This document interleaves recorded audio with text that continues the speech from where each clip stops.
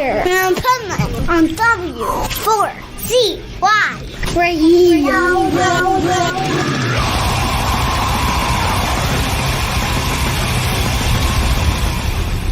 Wake up, America! It's time for the Adventures of Pipeman on W4CY.com, West Palm Beach's #1 internet radio station. Here's your host, the Pipeman.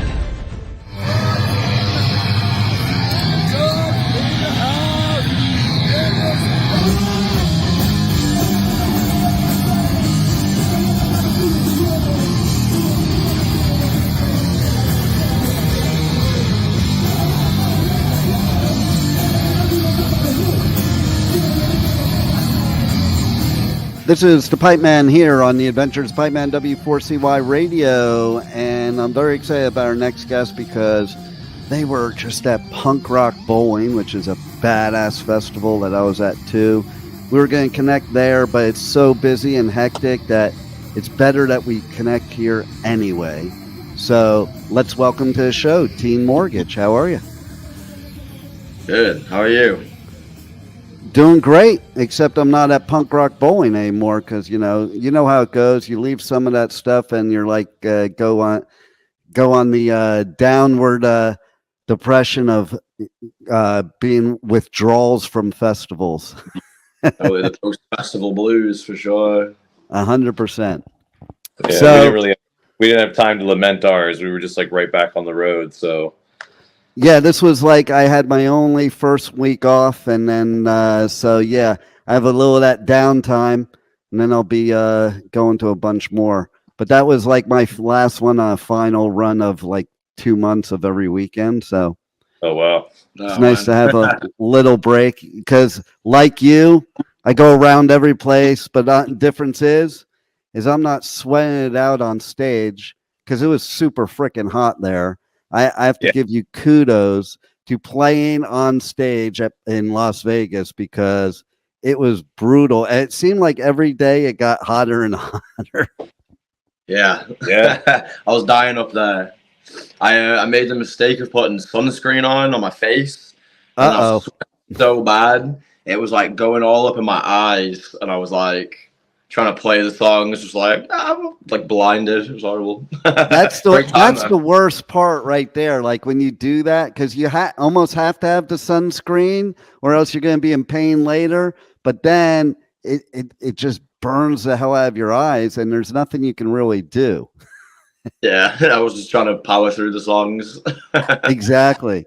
And I like to paint this because I think people that go to festivals, go to concerts, that when it's hot, I don't think they realize how much more brutal it is to be up on stage than down in the audience. Yeah, like I don't know. It's like Vegas is just so hot. Like I'm sure it was hot out there. I was surprised people were even like moshing to us because it was in the middle of it was like 4:00 in the afternoon. Right. We got the polite kind of aerobics mosh, you know. Everyone was doing their best to keep it going, but not like die. Yeah, exactly. And I live in South Florida when I'm here, and I was freaking hot in Vegas. Okay, like I was ready to come home to Florida to cool off. Which saying that that's a lot. Yeah, it's a different kind of heat. It's not that like sweltering heat. It just takes all the water out of your body. 100%. Like I was standing there watching, like people they weren't hydrated, and they should have been hydrated a lot more. You don't even realize till it's too late. And people were like out, gone, so, but that being said, it is one of the best freaking festivals in the respect of that it's just different from all the other festivals. It's like my youngest daughter, she always asks me every festival I go, are you excited? And I'm like, I don't know if excited's the word for it. And you understand what I mean. It's like, it's fun and it's great. But when you do it every weekend, I don't know if excitement is the word. But then when you do something like Punk Rock Bowling, then it's exciting because man, they just take over all of downtown Las Vegas. You got all those, the festival, of course, but then all the club shows, the bowling, and it's just a whole different experience than most festivals. How do you feel as an artist being there? Yeah, it was amazing. Just total vibe. That was the second time we've ever played Vegas, so it was like it was very surreal to be kind of like we played, and then 999 played, and then Madball played, and then Gorilla Biscuits played. It was like, right? And then the Descendants played. It was just like a dream for sure. I know, and it's really cool what they do there that they don't do at other festivals, that no bands ever overlap. So I think that's great for the bands, because like you guys as a band, you get the whole crowd, opposed to somebody having to make a choice between you and somebody else playing at the same time as you. Yeah, at least on the festival stages, it's like that. The club shows are there's a little bit of overlap, but like that's a different thing. Yeah, Did you pick it out at any of the club shows? I did. I was at the Subhumans one, and I was at the Dwarves one. Oh, nice. Yeah. I think we made it out. I made it out to see Guitar Wolf. I've been trying to see that band for like 20 years. See, like that's the cool thing about festivals like this, because that's what happens right there. You get to see bands that you thought you'd never see. They played at like almost 1 a.m. I was like, we're pretty done, but I was like, I've waited 20 years for this. Right? Yeah. And you know, it's funny because I went to the Subhumans one, and I saw their set at the festival. The beauty for me is I miss a lot of sets at the festival because I'm doing interviews.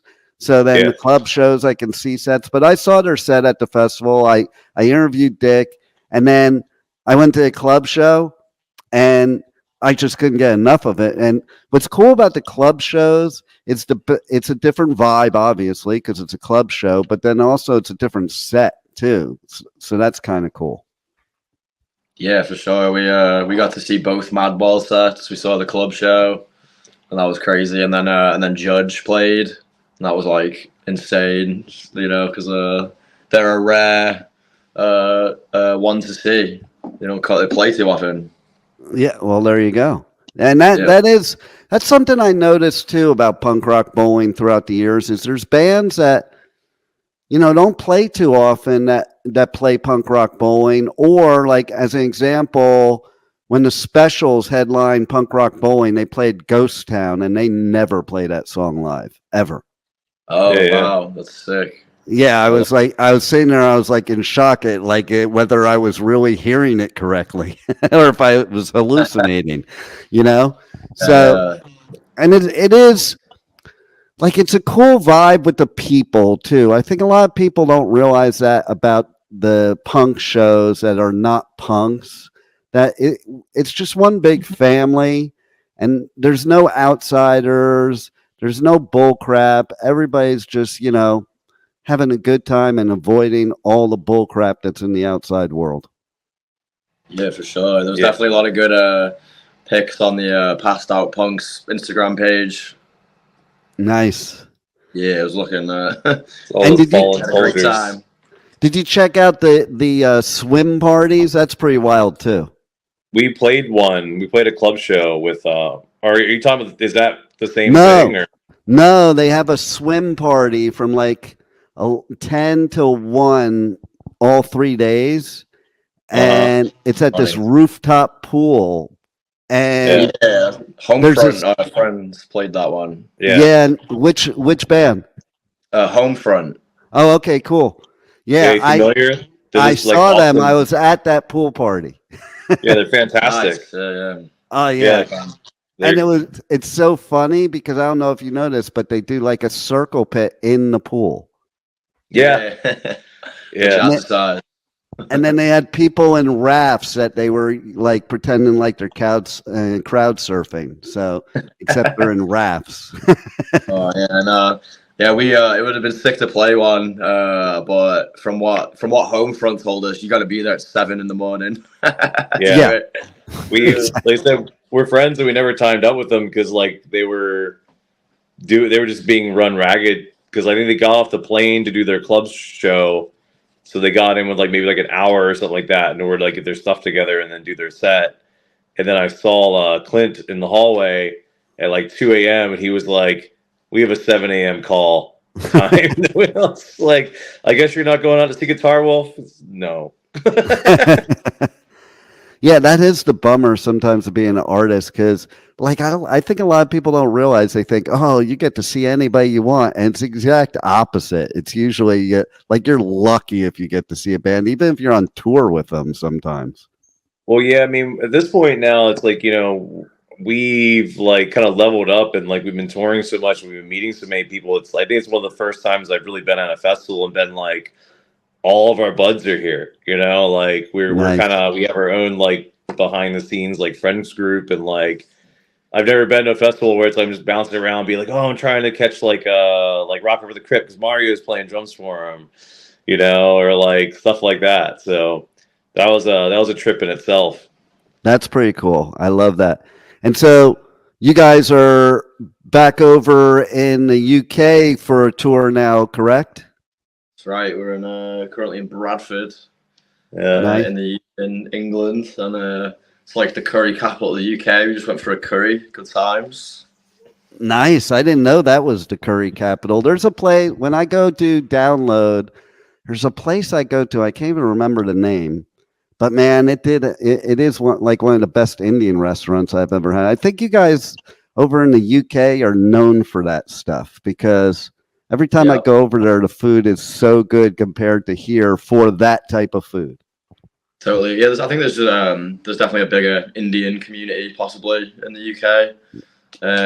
So like Bradford has a big Indian community, and like I'd never been either. So I was like, staying in Bradford. I was like, we're going for a curry for sure. Nice. Yeah. It was tight. Yeah, no, we just had like a 13-hour travel day. That's why we had to postpone like a little bit. Oh man, that's a rough day. See, that's why nobody likes to come to South Florida where I'm at, because this state, okay, so you got to drive 6 hours to get down this way, and then you got to drive another 6 hours to get out of the state to your next gig. So it's like, it doesn't make sense for a lot of bands. Yeah, I think we hit every corner of the country except for like we didn't get into Florida over the last 2 years. See? We played Gainesville, but like that's pretty far north. Oh yeah, that's like another world to where I am. Yeah, totally. It's like my youngest daughter, she lives in the Panhandle, and I actually had to take a flight to get to her. Yeah, that makes sense. Yeah, because it's like a 10 to 12 hour drive if there's no traffic. The little puddle jumper. Actually, there's this airline here. It's kind of like EasyJet, and I forget the name of the one in the UK that, the cheapy airlines. It's called Spirit over here. Oh yeah. So you can, like, I can take the flight from here to her round trip for like $80. Yeah, I would spend. They charge you extra to wear your clothes. Yes, that they do. So what I do is like, you're allowed your personal items. So I just pack all my shit in a backpack, man. I'm not, and I don't care. Like, it's like, I don't need a bunch of stuff to go up there. And I'm not, you spend more on checking luggage than you do the flight. It's weird. Yeah. And carry on. You usually try to carry on wherever you go, but like when you're doing the travel like we do, it's like we always have to check gear now. Mm-hmm. So like we got to show up extra early, make sure our stuff gets on the plane, and it's the whole thing. So have you had any horror stories with that yet? Because I know a lot of bands that have. Nope. Not with gear. Nice. With gear. We had some immigration issues. It's like trying to get it back into the country. Yeah, that's always fun. I remember one time I was I think it was either Download or Bloodstock. I couldn't remember which one last year. Yeah. And I had an interview with Guar, and they were late because of the flights and stuff like that. And the airlines lost all their crap. Now imagine a band like Guar losing all their crap. Like they can't even do a show. Yeah, it's like gonna pop up on eBay. Yeah, exactly. So it was pretty funny though. Yeah, it was. I remember it was Download because we were sitting at the table. I was talking to this photographer that was across from me, and so Blothar came over to do the interview, but he wasn't in costume or anything, and nobody in the press tent knew who he was that I was talking to. But he was being funny. He was kind of like hinting, like the photographer across from me, he had gummy bears. So he was messing with him and was like, hey, you, hey, what, let me have one of those gummy bears. And you could totally, if you were paying attention, but you wouldn't think of it, you would totally know it's supposed to be Blothar. But because you don't even realize that's what's going on, that guy has a PhD, right? Yeah, totally. And I was like, one time we were at the dime bag thing that they did every year. The dime fest or something like that. Yeah, dime bash. Dime bash. There you go.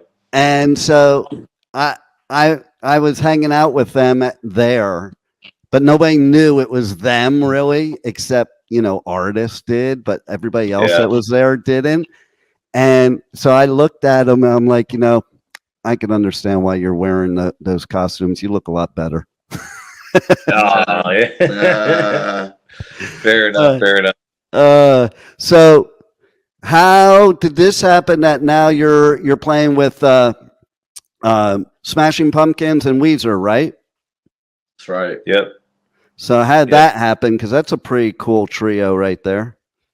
Just got a text from the management one day. It was like real casual. And they just said, we didn't believe it. Like it was like radio silence because it was like, what do you mean?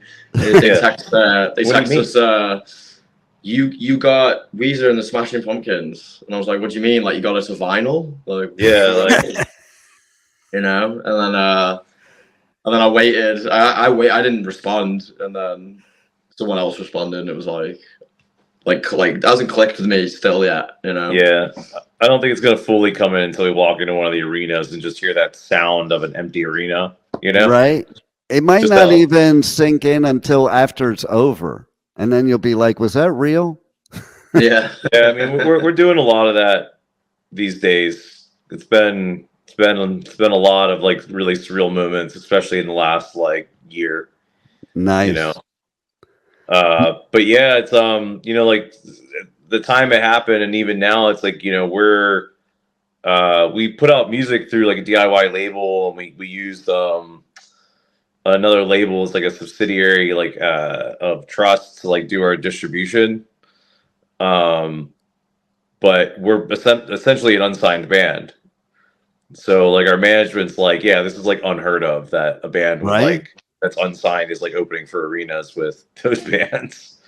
Did they have any idea how that happened? Did like Billy Corgan just like say, man, this band's really freaking good? Pretty much. That's what we've heard, yeah. Yeah. Billy Corgan was like, yeah, I want these guys. Yeah. Wow. How does that feel? Well, they needed bands.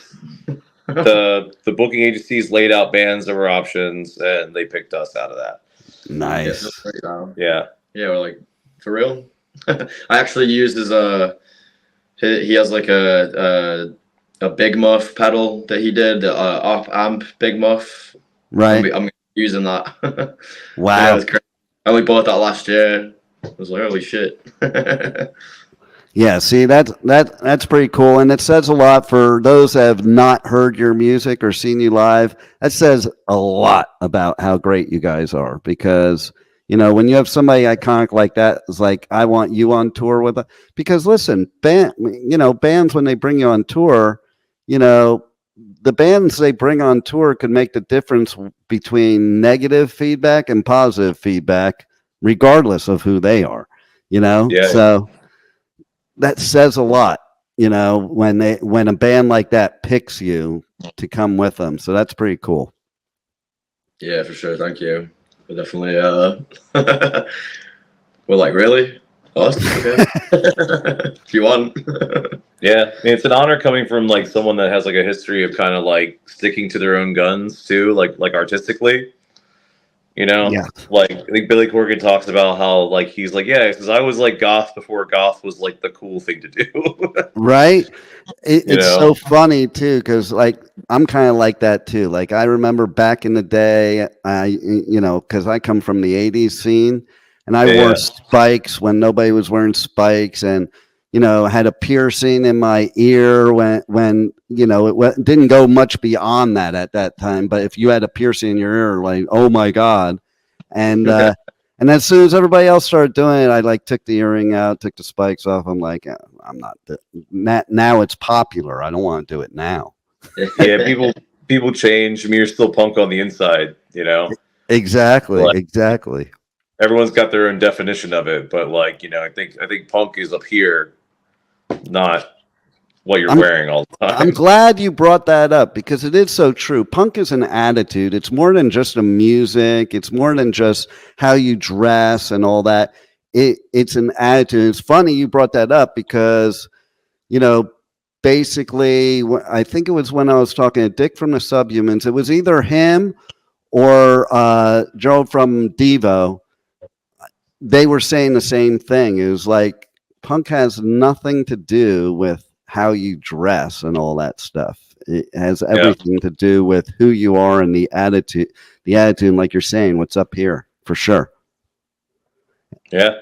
And I think we need that attitude more than ever in 2024. It kind of blows my mind that bands, what they were talking about back in the 80s and late 70s, they not only are talking about now, but even more. You would think by now, punk bands wouldn't have all this stuff to write about. You know what I mean? Same thing. It's like, given that the internet's kind of made the world smaller in a lot of ways, it's like you have so much more access to learning about all the different things that are happening in the world. It's like it's harder to keep stuff hidden now. Yeah.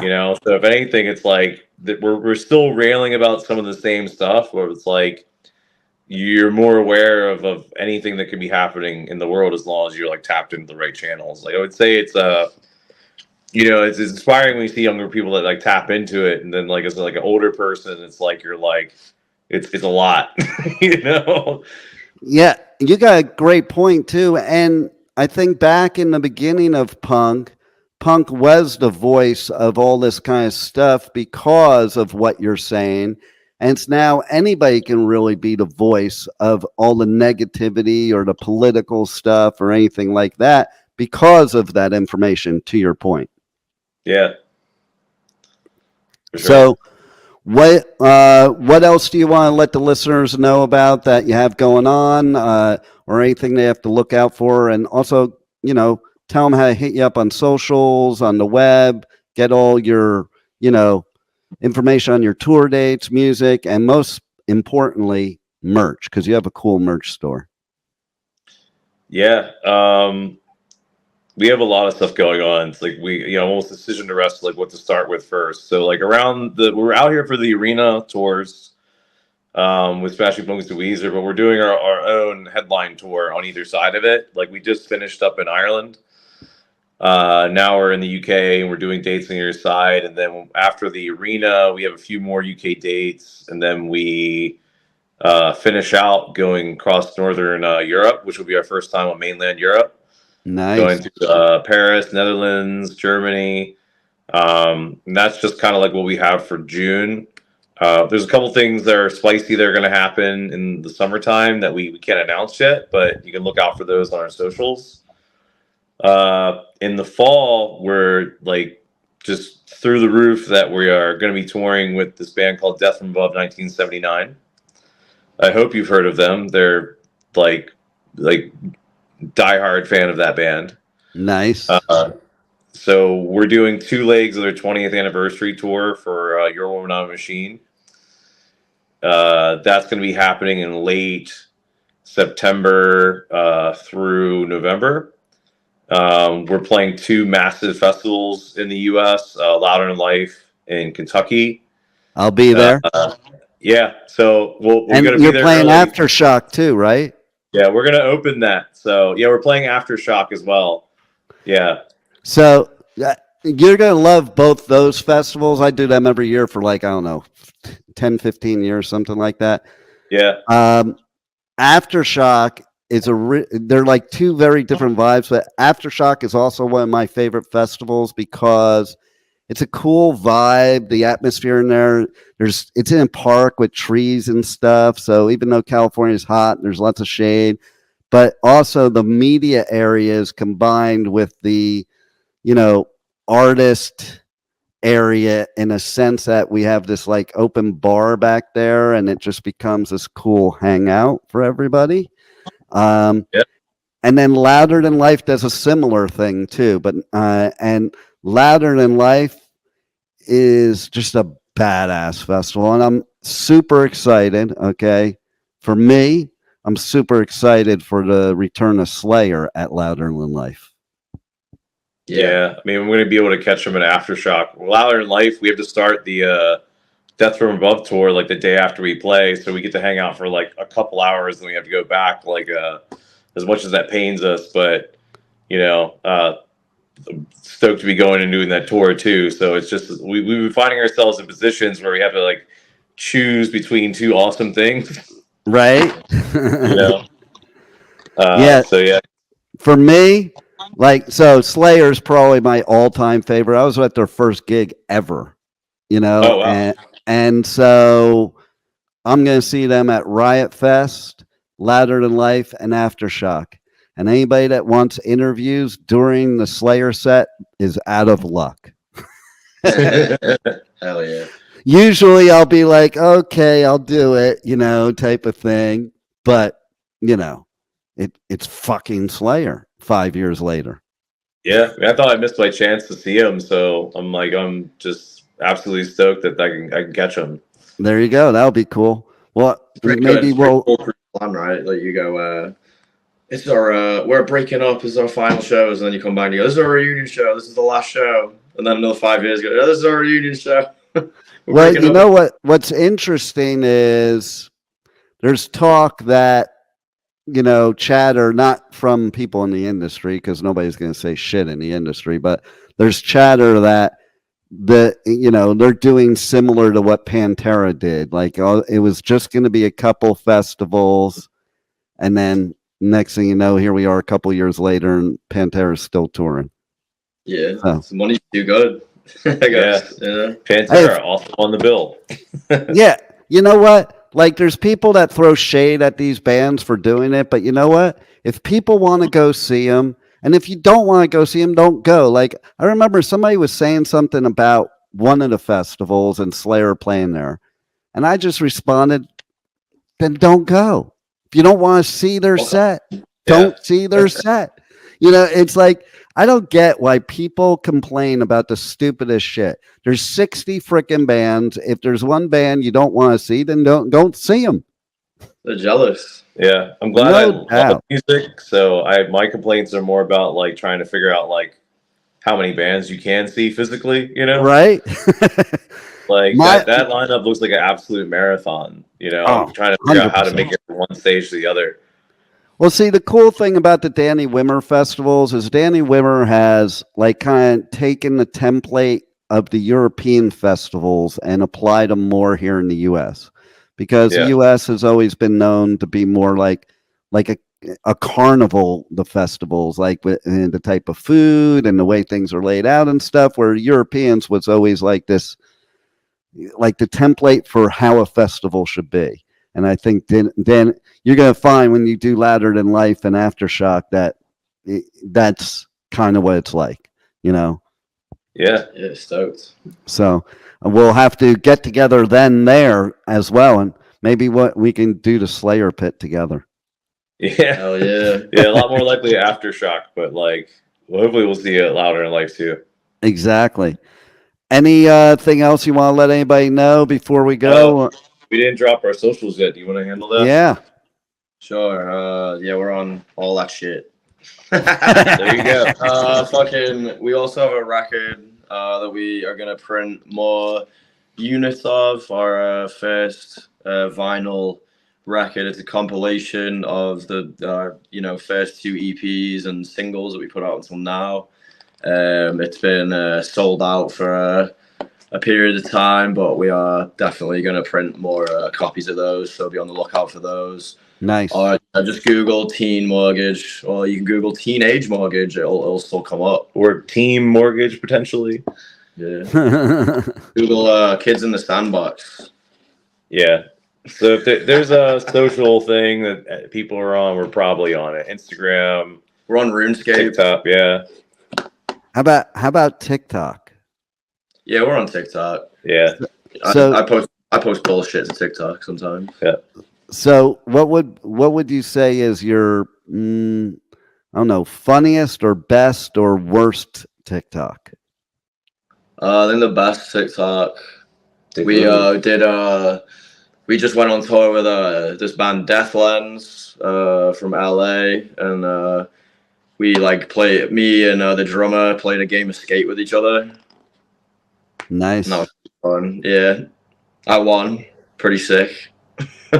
What I thought was really cool on your Facebook, and I actually stole it to use for the beginning of this interview, because I always, in the beginning of an interview, I put like the latest video of the band. Yeah. And I had pulled up one video, and I'm like, that was cool. But then I saw on your Facebook this video from Punk Rock Bowling, and I thought that was cool as hell. So that's going to be in the beginning of this interview. Yeah. When you see it. I think it's hard to keep track, because I think that's one that someone took, maybe. And that I think so. And it was like, I don't know, it had this cool, like, boxes in boxes type of thing. And it starts off with just the noise and then the guitar. And it was from your set, but it was like kind of cool the way they did the video. Oh, was it when we were at the club show? I think so. Yeah, that's a really awesome string change is what that is. I think we were changing guitars for like the first minute or so. I was like, they stylized us changing guitars. Okay. I know, right? I mean, it's cool to watch it back and be like, oh, it actually does look cool. Like, nice. It did. Fucking succeeded, There you go. So, well, you guys freaking rocked it at Punk Rock Bowling, and I can't wait to see you at Louder and Aftershock.